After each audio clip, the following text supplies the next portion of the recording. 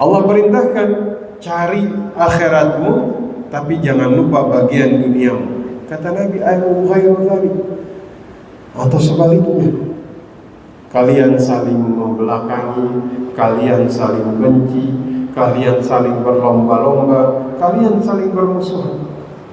Maka yang mengganggu istiqamah, Nabi bilang, mungkin hari ini kalian belum ada, kalian masih bisa mengatakan begini begitu, kalian akan soleh, kalian akan taat, kalian belum memegang yang namanya harta, kalian belum memegang yang namanya jabatan. Jika kemudian itu terbuka luas kepada kalian, bisa jadi kalian gak istiqamah. Betul? Kadang-kadang ini terjadi, Pak. Nanti kalau saya begini, nanti kalau saya begini, saya akan begitu begini. Ketika diwujudkan, hilang semua.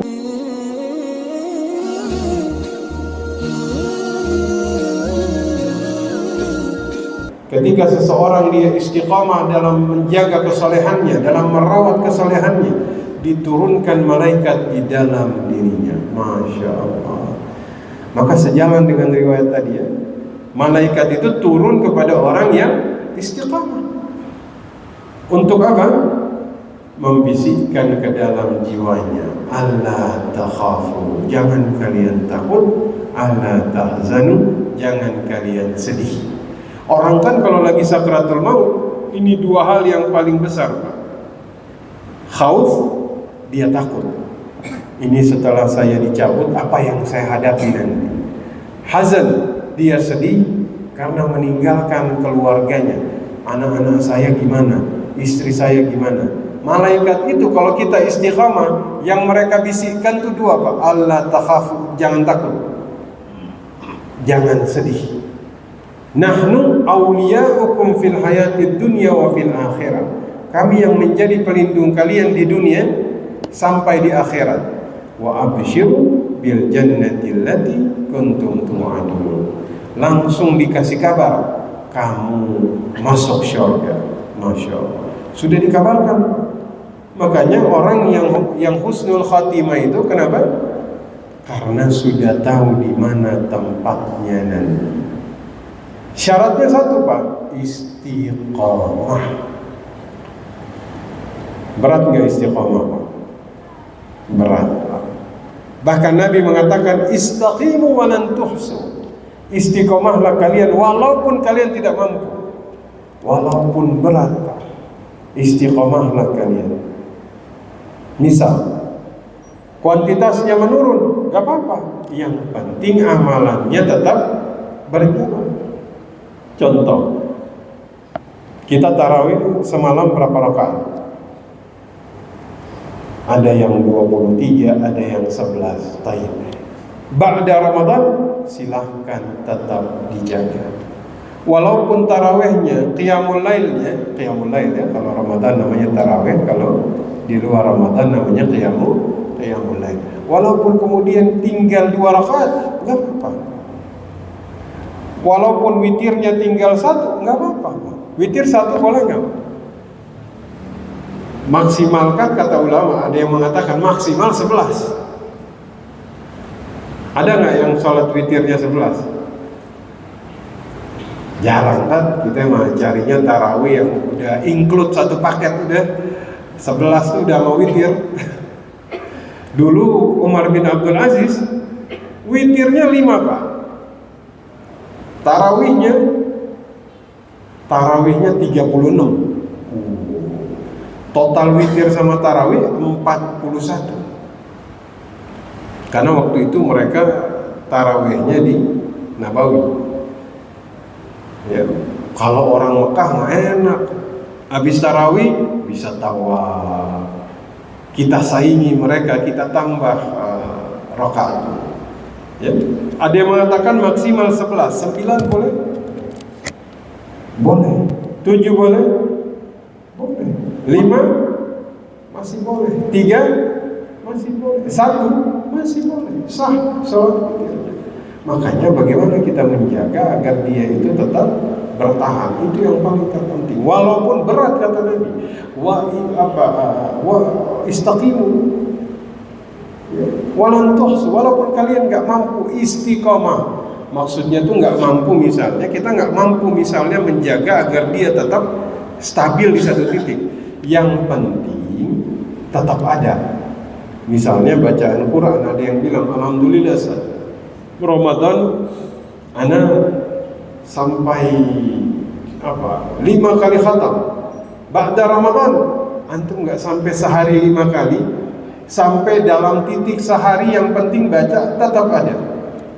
Karena dikatakan oleh ibunda kita Ummul Mukminin Aisyah, ibunda Aisyah mengatakan, Nabi mengatakan ahabbul a'mal, amalan yang paling Allah cintai. Ini paling dicintai oleh Allah. Allah tuh paling senang sama orang yang melakukan ini. Apa itu? Amalan yang dilazimkan adwamuha wa inqal, walaupun sedikit. Ya, jadi kalau ada orang nih ya khatam Quran sebulan di Ramadan sampai 30 kali, jadi sehari dia khatam 1 kali, sama satu orang yang tiap hari, tapi dia khatamnya 30 kali itu setahun sekali Pak. Sama yang tiap hari dia baca cuma 2 ain, tapi tiap hari dibaca. Allah lebih cinta yang mana? Yang tiap hari dia baca walaupun itu sedikit. Walaupun sedikit tidak apa-apa. Ya. Ternyata Allah lebih mencintai sedekah yang sedikit tapi dia istimrar, dia berkelanjutan, daripada yang banyak tapi jarang. Kenapa? Karena yang berkelanjutan ini ada nilai istiqamah di dalamnya. Masya Allah. Kita sering bahas karomah itu di dalam Islam adanya di mana seseorang yang menjaga ibadahnya tetap berkelanjutan, itu istiqamah. Ya. Maka mari kita lihat ada 2 hal ternyata Pak, 2 hal yang mengganggu istiqamah, 2 hal yang membuat istiqamah ini kita kadang terganggu. Maka mari kita waspadai 2 hal ini agar kita tuh tetap bisa merawat kesalehan kita ini sampai ba'da Ramadan. 1 Pak, kadang kita tuh menyelisihi niat kita sendiri. Ya. Nabi itu pernah nanya dulu Pak, nanya kepada sahabat umat Islam saat itu, ayyu qaumin antum idza futihat Faris wa Rum, kalian akan jadi kaum seperti apa jika suatu saat Persia dan Romawi itu runtuh? Dulu kan Persia itu menguasai bumi belahan timur Pak, dikuasai oleh Persia. Bumi belahan barat dikuasai oleh Romawi Pak. Umat Islam itu satu peradaban kecil yang gak dianggap sama sekali, kecil. Bagi Persia gak dihitung, bagi Romawi apalagi. Nabi nanya sama mereka, kalau Persia dan Romawi itu runtuh, kalian nanti jadi kayak orang seperti apa?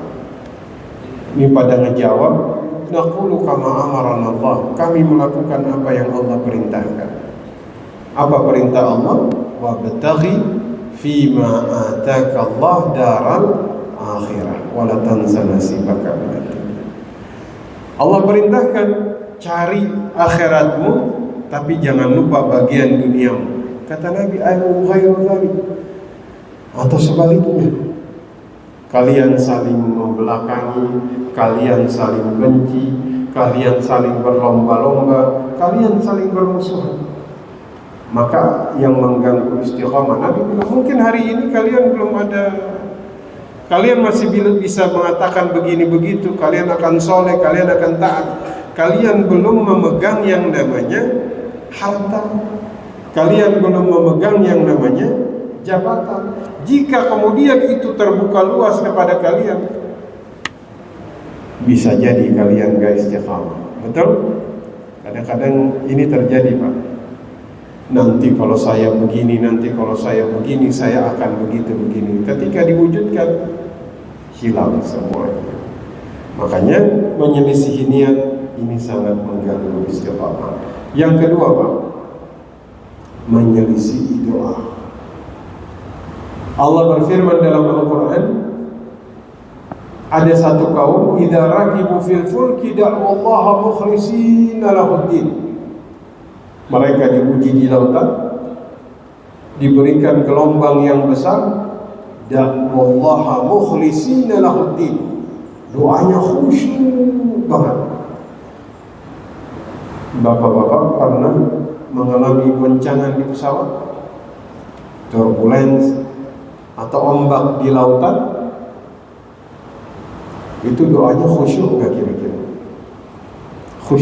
Khusyuk mana sama doa di 10 malam terakhir Ramadan?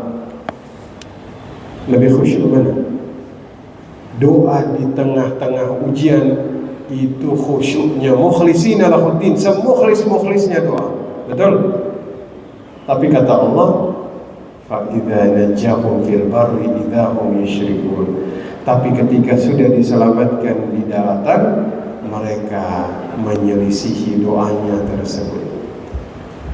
Kita ini kayak begini nih, lagi doa, ya Allah, pokoknya mulai hari ini saya taubat ya Allah. Misalnya di atas pesawatnya guncang ini, ya Allah taubat ya Allah, pokoknya kalau selamat ya Allah, tiap hari saya sedekah. Di atas, waktu udah selamat di bawah, sehari dia masih sedekah, 2 hari dia masih sedekah, 3 hari ya Allah sekali-sekali liburlah. Lama-lama apa? Dia lupa sama doanya. Bukankah kita sering lupa sama doa kita sendiri? Ini mengganggu istiqamah. Antum tanya, banyak orang berangkat umroh haji, depan Ka'bah dia menangis, depan Ka'bah dia bertaubat, pulang sebagian melupakan doanya tersebut, sebagian menyelisihi doanya sendiri. Maka kita minta kepada Allah Subhanahu wa ta'ala, dalam kesempatan kita berada di akhir Ramadan ini, puasa tinggal berapa hari? Sama hari ini tinggal 4 hari. Yang paling penting itu akhir Pak, bukan di awal. Innamal a'malu bil khawatim. Amal itu dihitung di akhirnya, bukan di awalnya. Maka ada satu nasihat yang insya Allah mudah-mudahan bisa antum amalkan, bisa saya amalkan, sehingga puasa kita ini jadi semakin baik. Karena ini saya katakan sebagai blind spot Ramadan kita Pak. Kita fokus memang ibadah-ibadah lahiriah kita, Masya Allah semuanya, tidak diragukan lagi. Antum sadaqah, antum qiyamul lail, antum tilawah, itu Masya Allah. Tapi ada satu hal yang jadi blind spot kita Pak. Ini sering terlupakan. Ya ayyuhalladzina amanu kutiba alaikumus syiyam kama kutiba alal ladzina min qablikum la'allakum tattaqun. Output Ramadan berdasarkan Al-Baqarah 183, la'allakum tattaqun, agar kita bertakwa. Tapi jangan lupa Al-Baqarah 185 akhir atau output Ramadan, la'allakum tashkurun, agar kita semakin bersyukur. Maka mari kita berpuasa dengan mengamalkan amalan hati, banyak-banyak bersyukur Pak. Itu akan lebih mudah Ramadannya, karena output Ramadan itu selain la'allakum tattaqun, la'allakum tashkurun, banyak-banyak mengamalkan amalan hati. Puasa sambil syukur kepada Allah, puasa sambil ridha terhadap ketetapan, puasa sambil melapangkan hati, ya, puasa sambil dia tawakal. Itu termasuk salah satu hal yang paling vital di dalam puasa. Kenapa? Takwa. Takwa itu di mana Pak? At-taqwa hahuna, kata Nabi. Takwa itu di hati. Maka kita suka melaparkan fisik, tapi kita lupa mengenyangkan hati kita dengan amalan-amalan hati. Karena hakikatnya puasa selain menahan fisik, kita sebenarnya sedang membahagiakan hati kita. Selama ini hati kita tuh sakit Karena kita bebankan dengan hal-hal yang membuat dia itu tidak sehat. Dendam, marah, hasad, iri, dengki. Maka ketika puasa itu kita keluarkan itu semua, itulah yang membuat kita mudah mendapatkan ketakwaan. Saya kira itu yang bisa saya sampaikan pada kesempatan siang hari ini. Mari kita memohon kepada Allah. Semoga yang sedang sempit Allah lapangkan, yang sedang sulit Allah mudahkan, yang sedang safar Allah selamatkan sampai di tujuan, yang sedang sakit Allah sembuhkan, yang sedang punya hajat semoga Allah sampaikan kepada hajatnya. Kepada saudara-saudara kita yang akan melakukan perjalanan, baik perjalanan mudik ataupun setelah mudik, semoga Allah selamatkan sampai di tujuan. Saudara kita di luar sana yang sedang susah, mudah-mudahan Allah mudahkan mereka. Dan yang paling penting, semoga Allah terima siam kita, qiyam kita, ruku kita, sujud kita, tilawah kita, sedekah kita, semua amal kebaikan kita diterima.